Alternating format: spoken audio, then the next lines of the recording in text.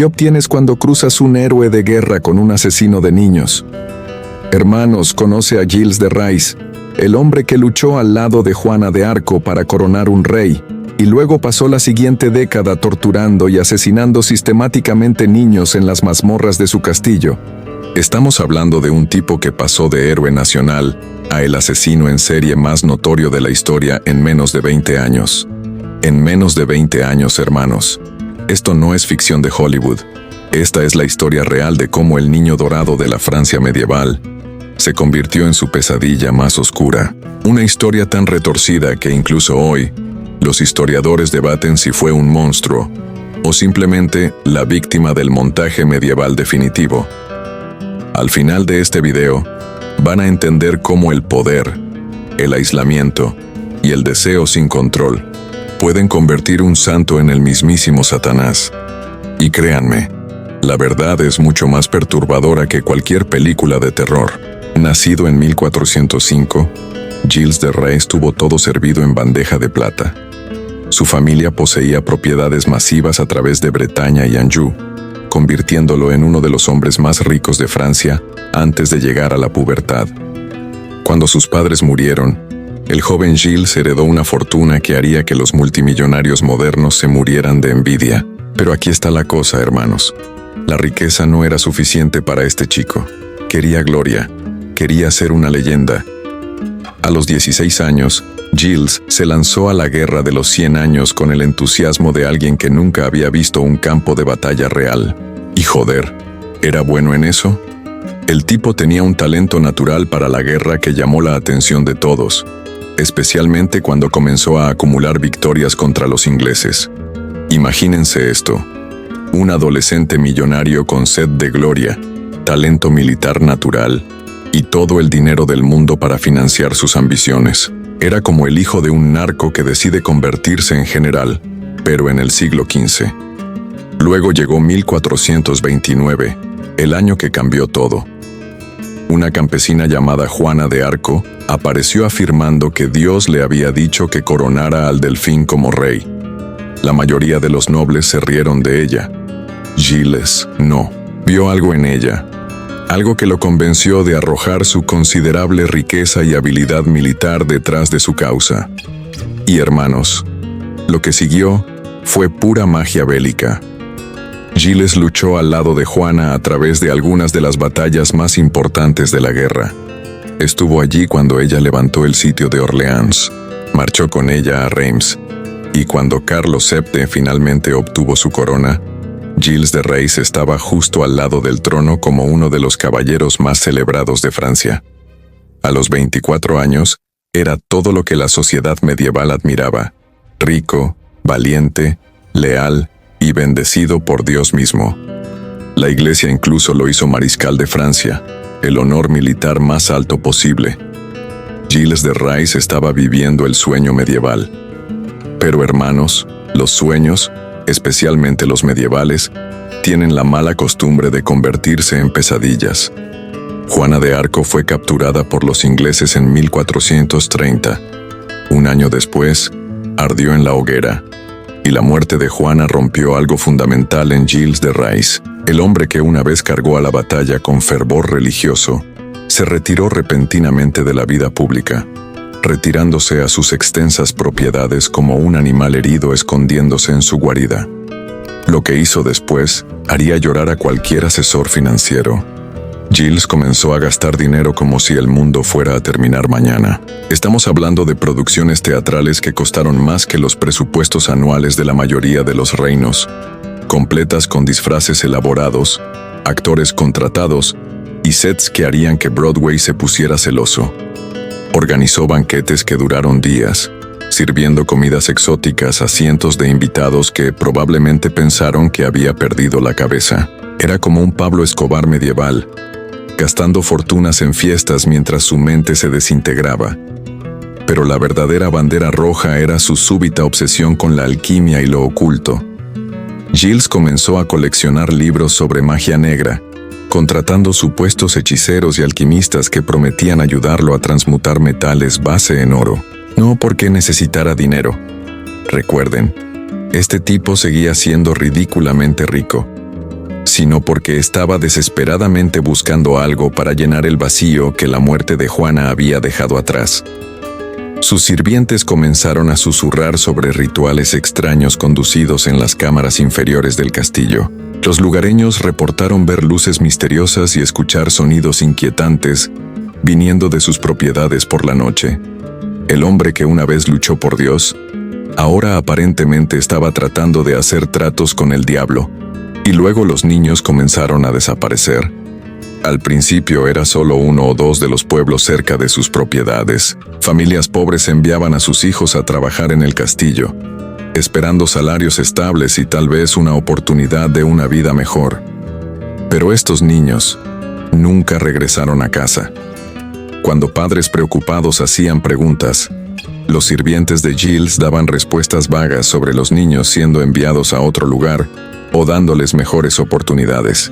Las autoridades locales, intimidadas por la riqueza y el estatus de Giles, miraban hacia otro lado.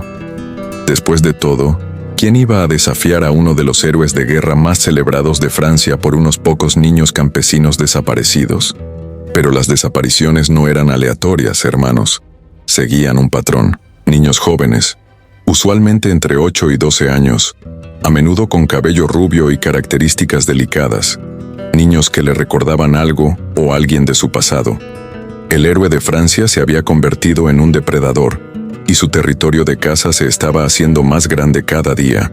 Los eventos que se desarrollaron dentro de las paredes de los castillos de Giles de Rys fueron horríficos, superando por mucho la ficción más oscura. Giles desarrolló un método siniestro para adquirir sus víctimas. Enviaba a sus sirvientes a pueblos cercanos, presentando ofertas tentadoras de empleo, educación o incluso un lugar en el coro del castillo. Padres desesperados buscando mejores oportunidades para sus hijos confiaban sus hijos al mariscal de Francia sin sospecha. Al entrar al castillo, estos niños se sumergían en una pesadilla. Lo que siguió fue un patrón sistemático de abuso y tormento. Giles no simplemente terminaba sus vidas, prolongaba su sufrimiento.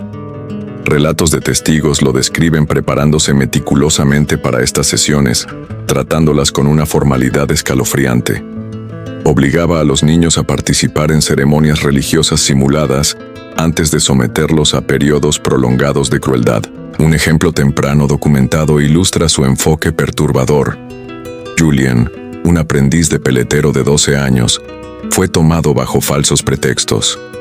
Cuando desapareció, su familia fue engañada para creer que había encontrado trabajo en otro lugar. En verdad, Julien se convirtió en una de las primeras víctimas en la historia siniestra de Giles. Testimonio de sus propios sirvientes reveló una rutina perturbadora. Las víctimas eran inicialmente tratadas bien, recibían ropa fina y comidas elaboradas. Luego eran llevadas a cámaras aisladas donde Giles revelaría sus verdaderas intenciones, derivando satisfacción de su miedo. Su sirviente, Etienne Corrillot, conocido como Poitou, relató cómo Giles restringiría a los niños, previniendo que sus gritos fueran escuchados, y luego cometía actos indescriptibles. Los métodos usados para terminar sus vidas variaban: decapitación, corte de garganta, desmembramiento o golpes fatales. Una espada corta específica de doble filo, un braquemard, era mantenida para estos propósitos. En su confesión, Giles admitió interacciones perturbadoras con los fallecidos, incluyendo besar los cuerpos y admirar las cabezas cortadas y extremidades de aquellos que consideraba más bonitos. Diseccionaba sus cuerpos, a veces mientras aún estaban vivos, y reportadamente encontraba diversión en sus momentos finales. Sus cómplices más tarde declararon que Giles a veces retendría los cuerpos por días, continuando sus rituales macabros. Los hornos del castillo eran frecuentemente usados para disponer de los restos, destruyendo evidencia de sus atrocidades.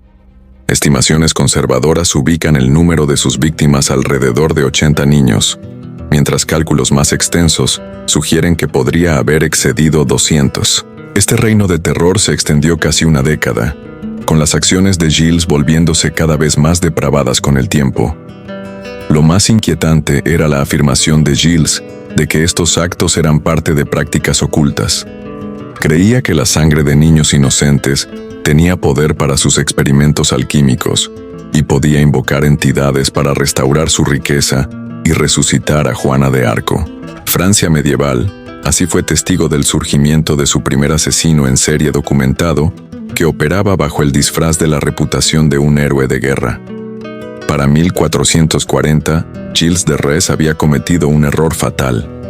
Se había quedado sin dinero y había comenzado a molestar a la gente equivocada.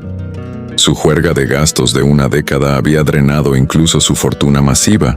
Desesperado por mantener su estilo de vida, Gilles comenzó a vender tierras familiares y a pedir prestado pesadamente a la iglesia. Cuando los acreedores vinieron a cobrar, respondió de la única forma que sabía: con violencia. Secuestró a un sacerdote que estaba tratando de cobrar sobre propiedad de la iglesia, manteniéndolo por rescate en desafío directo de la ley eclesiástica. Esa fue la gota que derramó el vaso. La iglesia y los nobles locales, que habían estado tolerando silenciosamente los susurros sobre niños desaparecidos, de repente tenían una excusa legal para derribar al héroe de guerra más inconveniente de Francia. El juicio que siguió en 1440 fue un circo mediático medieval.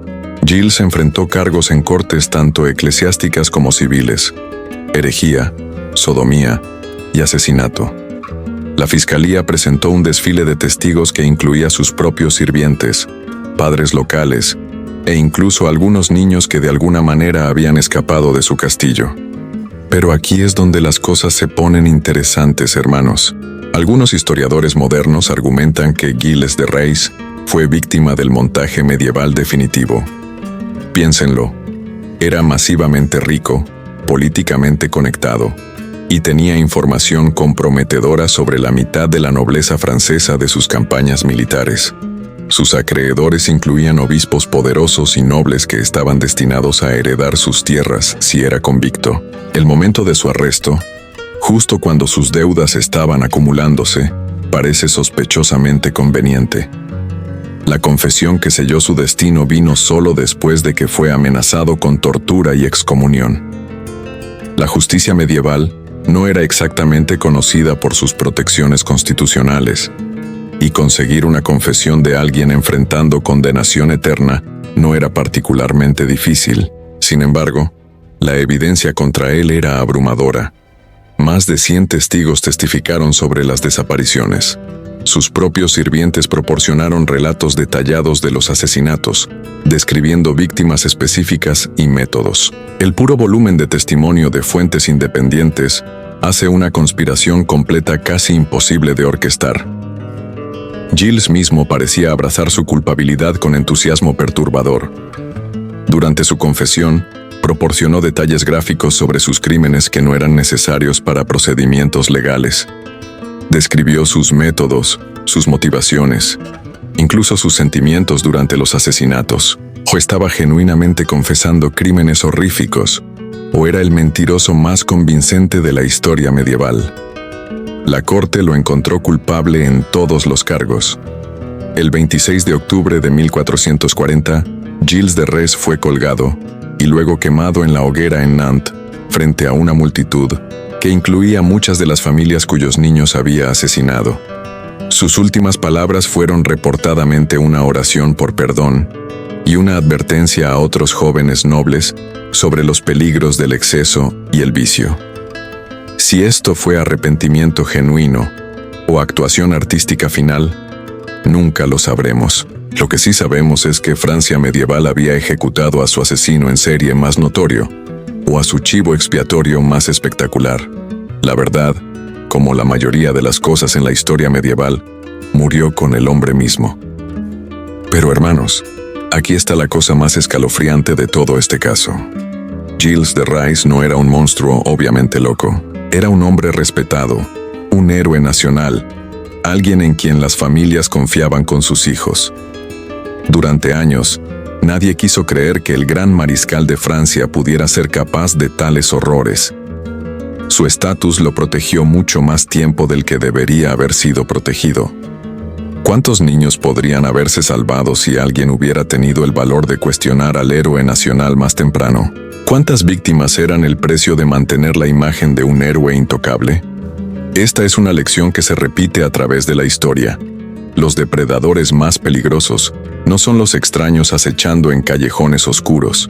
Son las personas en posiciones de poder y respeto, aquellos en quienes confiamos porque la sociedad nos dice que deberíamos confiar en ellos.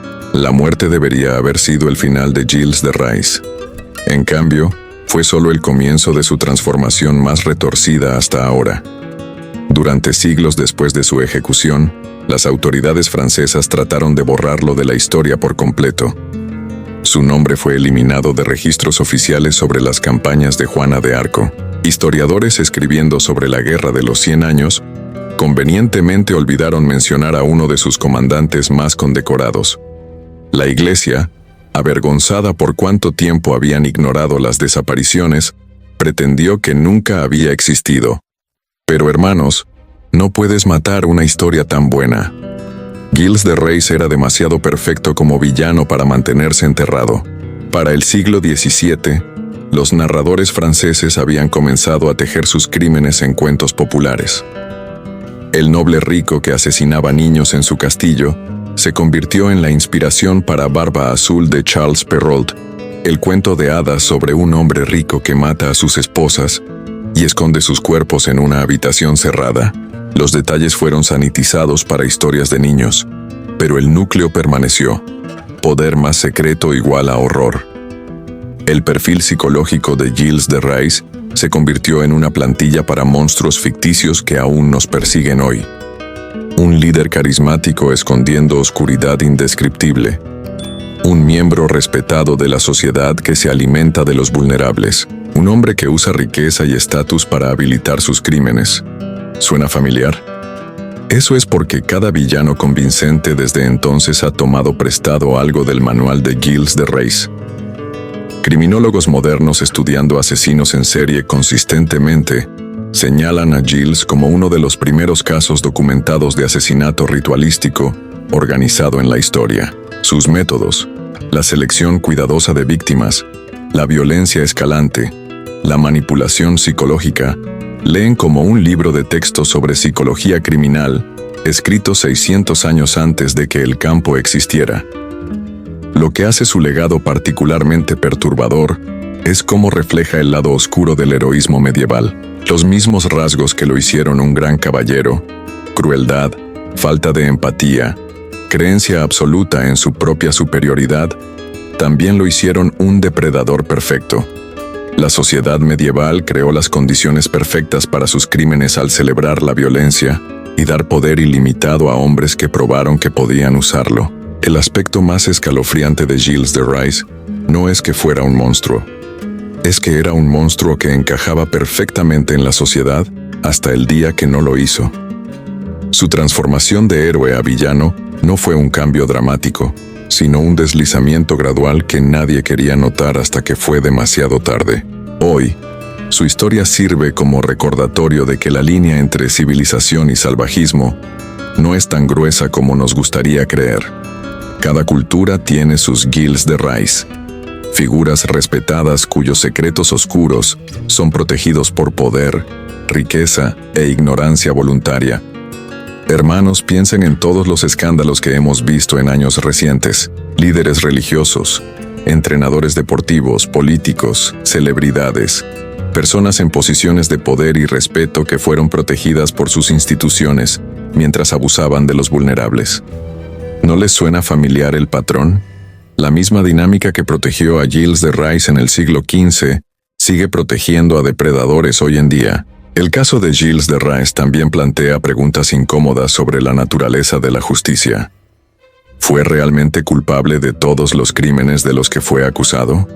¿O fue un chivo expiatorio conveniente para una sociedad que necesitaba a alguien a quien culpar por sus propios fracasos?